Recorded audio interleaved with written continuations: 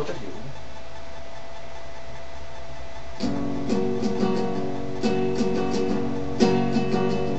Θα σας πω ένα τραγούδι που μου ήρθε στο μυαλό για ένα φίλο που κάποτε είχε πει ένα ρητό.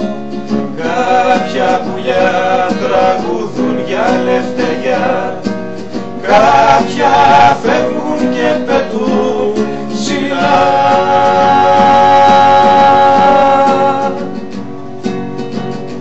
Τον φωνάζαν όλοι γλάρο, δεν είχε πράγματα πολλά.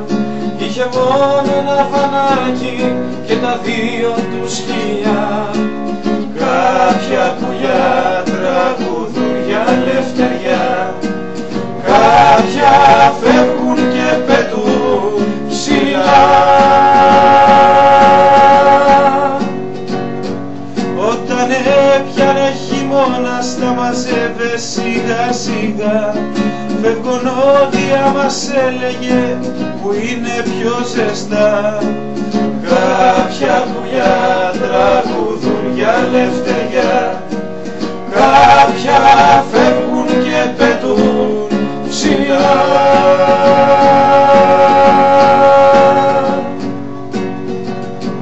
Όταν έμενα από χρήματα έπιανε καμιά δουλειά, ίσα ίσα να ισιώσει και την έκανε ξανά.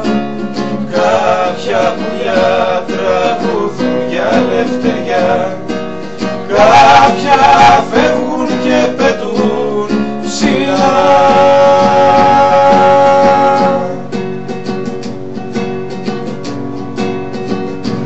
Όταν άκουγε κιθάρες τότε ερχόταν πιο κοντά. Τον θυμάμαι να μας βλέπει και να μας χαμογελά. Κάποια πουλιά τραγουδούν για ελευθεριά, κάποια φεύγουν και πετούν ψηλά.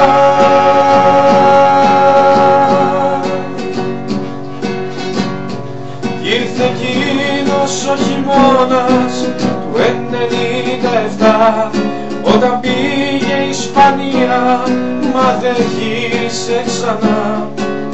Κάποια πουλιά τραγουδούν για ελευθεριά, κάποια φεύγουν και πετούν ψηλά.